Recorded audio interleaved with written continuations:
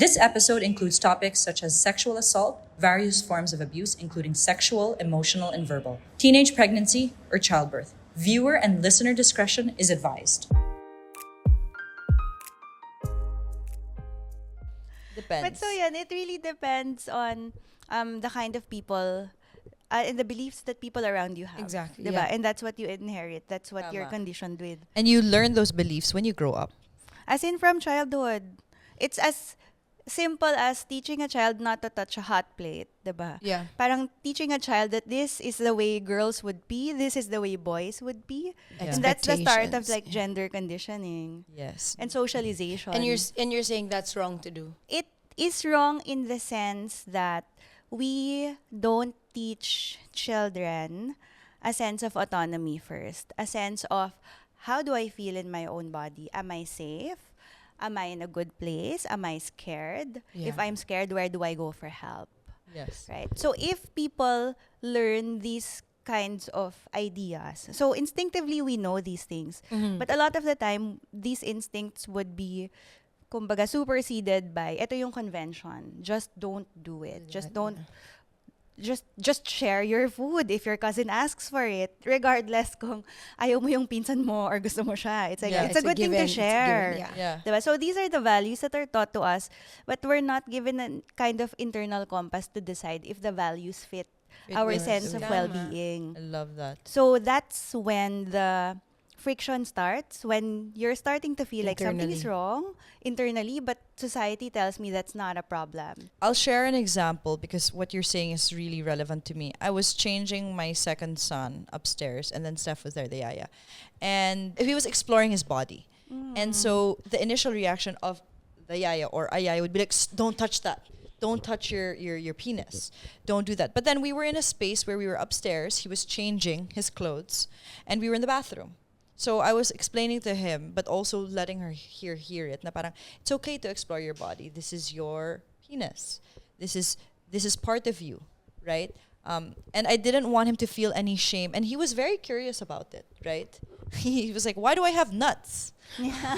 And then I was explaining to him, like, boys have nuts, and girls have something very different, and then it came with who's allowed to touch it. And then he Yes. says, only me. I said, if somebody gives you gummy bears and says, let me touch it, are you going to allow? He says, no. So parang, I'm gonna test that.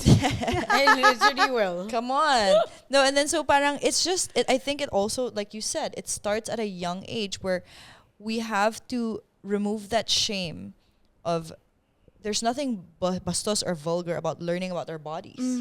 Exactly. And allowing them to say that actually, yes, your room is a safe space to touch and explore, and you're the only one allowed to do that. But at what age is that appropriate to say? I think the right age, obviously. What's like the you're right not going to be telling them about You're not gonna tell them about sex when sex at they're still 3 or curious 4 about what my years. body parts Exactly. are. Like they're Yeah. exploring their butt. Like what is this? Their armpits. Yeah, their- yeah. It's not just their genitalia. But why am I saying that? Because you said that it all starts with Gender. What is the Con- word? Gender. social- gender Socializing conditioning, and gender conditioning, and socializing. socializing, and learning about your body starts Yeah. at home, Mhm. nowhere else, diba? Yep. Tama ba? It really does start at home. Yeah. Because the home is one of the most private spaces a person could have. Yeah. And yung mga behaviors like exploring your genitals, exploring the way your body feels, we've already been told that's not allowed anywhere Yeah. else. Yeah. So then you might have to lock your room so that you'll be able That's to where you figure it feel. out. So even that idea of, okay, I have to lock my room so I can explore. Yeah. That if we can already tell children, that's a sign that you need privacy. Yeah.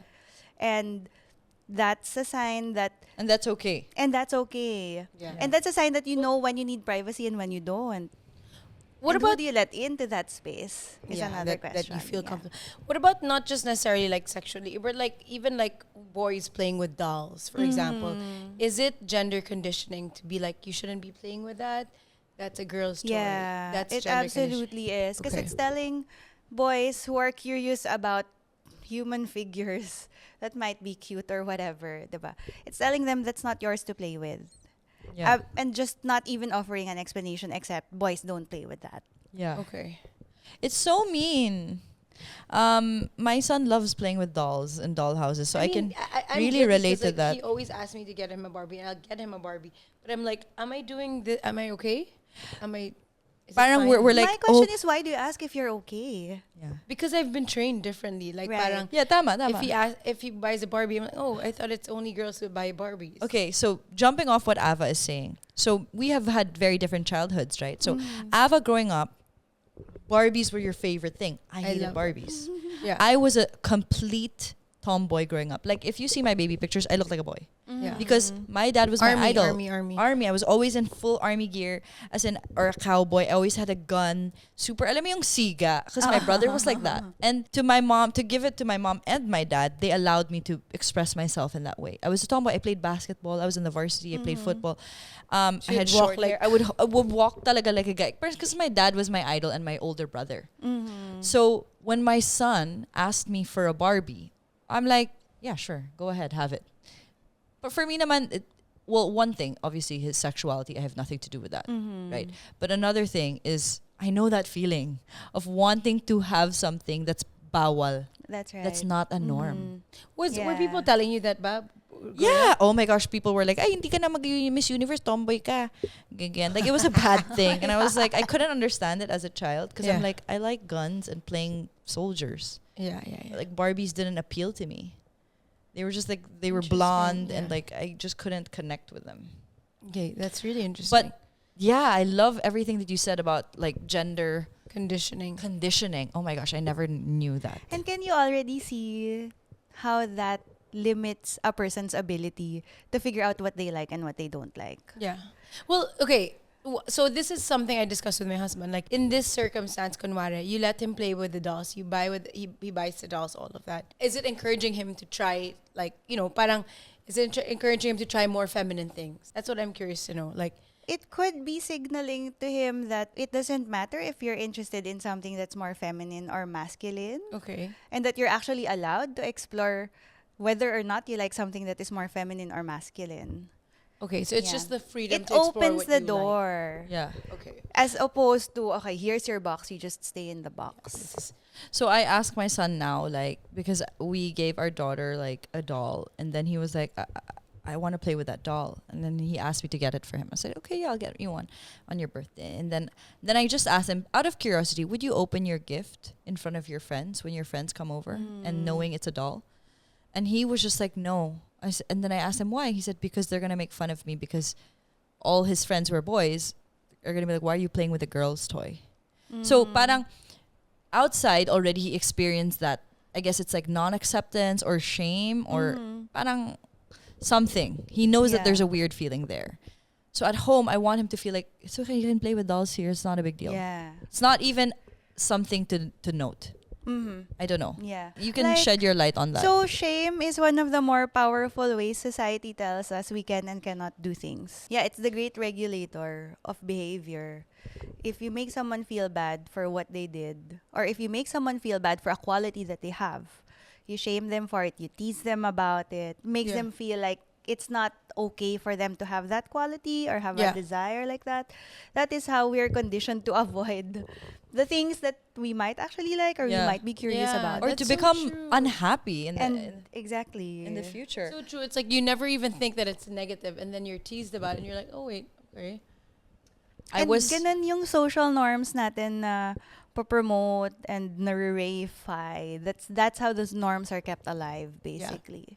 I was talking with somebody who was very conservative, worked for the Catholic Church, and really didn't want, to play with dolls and dresses and stuff like that. And they were saying, if that person becomes homosexual, like they're gonna have a very hard life. And then, my friend who was gay was like, they're gonna have a very hard life if their family, like you, won't accept them. Exactly. Which is like, oh nga naman, you're saying that it's gonna be a hard life, but it's really a hard life when the family doesn't accept them for who they are. Yeah. Diba? Not because of their preference sexually. Diba? It's what society, like how society accepts them or Accepts receives them. them. Specifically, The parents. home. Yeah, right. exactly. No, I guess Ava's question is parang when you push somebody, let's say a little boy or a little girl, to be more effeminate or to be more tomboyish, is that a bad thing? yeah. it shouldn't be. It shouldn't be. At some point, children are exploring things, and then all of these will go into who they feel they are. And then once the puzzle pieces are in place, it shouldn't be an issue if they feel like they're happier if they were a male child, if they were happier with more feminine expressions of their identity. Okay. Or even if they feel like they are a woman in their hearts, diba? Yeah. Parang it shouldn't be a problem. And the only reason it's a problem is because society tells us, no, actually, there's just male and female. The gender identities associated with that. For male, it's a man or a boy. For female people, it should be a woman or a girl. And so on. How do you discuss in your class that you teach, or even just amongst your friends, when it comes to transgenders? It's a very kind of hot topic or controversial topic, right? Yeah. Like I watch these things online. For example, transgenders in sports, right? If you're born male and then you compete as if in a female sports, how do you feel about that? It shouldn't be a problem, honestly. In my view, there are particular reasons for why people feel they are women when they were born or assigned male at birth, and there are particular reasons for why people feel like they are a man when they were assigned female at birth. Okay, let me rephrase. If Manny Pacquiao identified as a woman, would you allow him in women's welterweight champion? Okay, I see. Diba? Because it's controversial. Kasi it's a safety question. It's a fairness question. And I'm also in this space na, oo nga naman, ang hirap din na to if we're really competing when it comes to that. What about Miss Universe also? Yeah. With Let's talk about that. Yeah. Universe. Let's talk about that because syempre we want to accept all different types of genders and stuff like that. But when it comes to, for example, competitions like sports where physical abilities are the measurement, right? Or let's say a beauty pageant where that's not really I guess, technically your appearance. I have a question though. In beauty pageants, is plastic surgery still not allowed? It's allowed. It's allowed. Yeah. Okay. Yeah. Yeah. But parang I yun guess nga, no? depende sa competition what the standards kasi are. Yeah, tama. But my question is, can we make the discussions around the standards less antagonistic? That's true. Less discriminatory. Yes, yeah. And how do we make even the discussions before the final rules are set? How do we make that a fair space? How do we make that an inclusive space? That's true. Yeah. So that everyone who's interested in it could have a voice. Yeah. But of course, diba?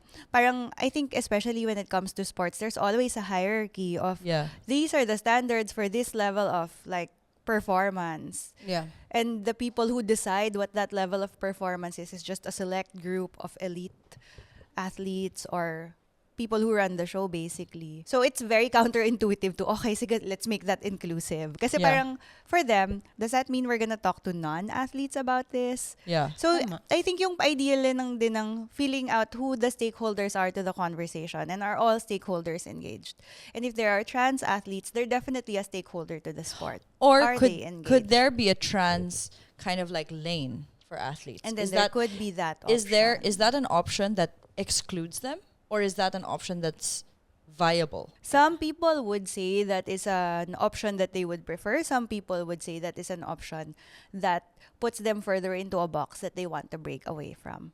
But having the conversation about it is a with great them start. Yes, is where we should all be. Yeah, I'm just kind of playing devil's advocate because I saw something online where I think it was like a University of Pennsylvania swimmer, where they were in university, it was an all women's team, and then they had a trans on their team. And of course, when you're in the locker and you're swimming, diba? Oh yeah.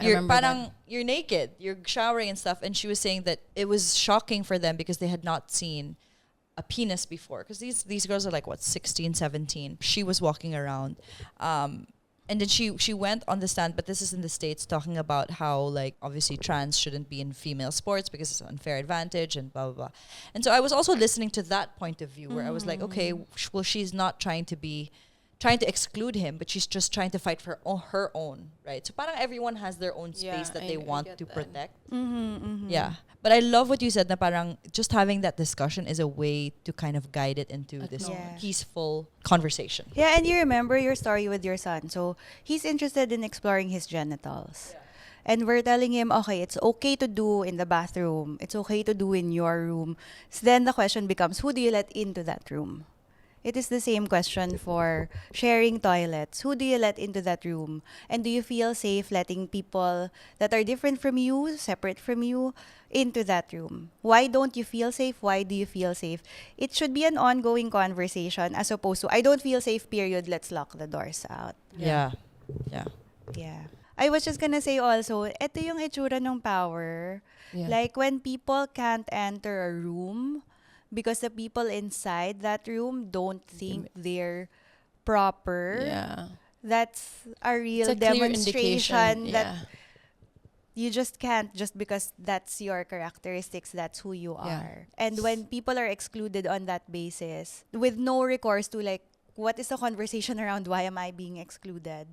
Then that becomes very exclusionary, that becomes very unfair. That's the first thing. And the second, ano yung power ng young person, young girl, to be able to say no really in these circumstances? Kasi lumalabas na, for some girls, wala silang power to say no. Yeah. Of course, it's so hard. I mean, diba? Especially if the They don't know partner how. is a little bit older, if the partner, Exactly. if they're dependent on their partner, if Yeah, they've the run away power, from home. the power imbalance too. Mika Lagdameo, our first guest this season, she was 17 when she first had sex. She couldn't say no, and then she got pregnant that first time. Parang she admits it. She doesn't regret it, obviously, because she has a beautiful daughter now. But that is just an example of that power play where you're Yeah. like, huh, you're an older guy. Oh, sige na nga.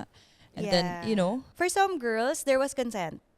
yeah. And Yeah. their consent was based on, sige, I want to see what it's like. Yeah, curiosity. Curiosity. And that's not bad. Yes. That's fine as long as the both parties consent.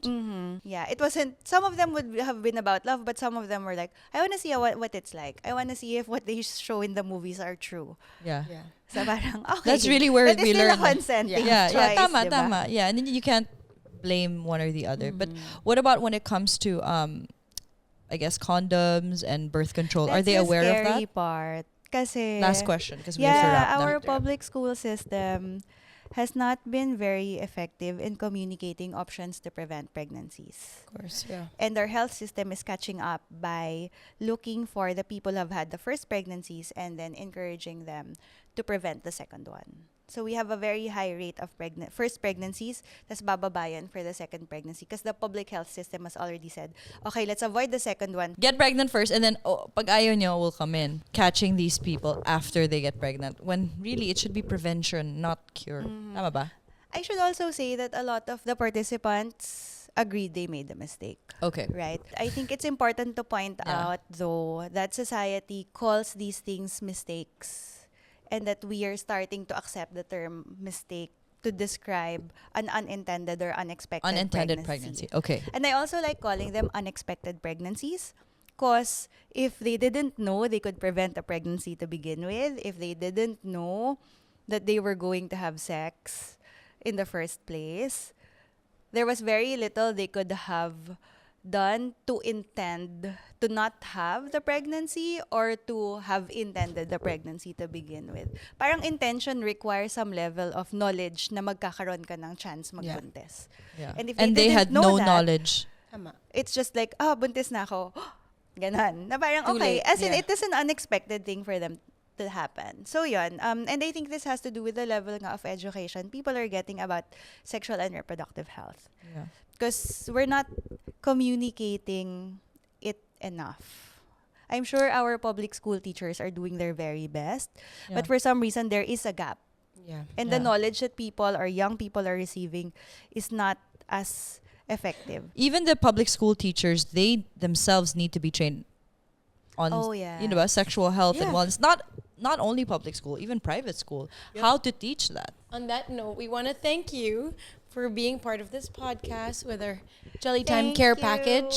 There you go. And hopefully we'll be able to work together soon with Jelly Time. Yes. We've actually worked with Jolly Time in Last the past two care fairs that we've had. Awesome. So it's so fun. Thank But you Thank you so much, Ina. Thanks for being here. Bye, guys. Bye.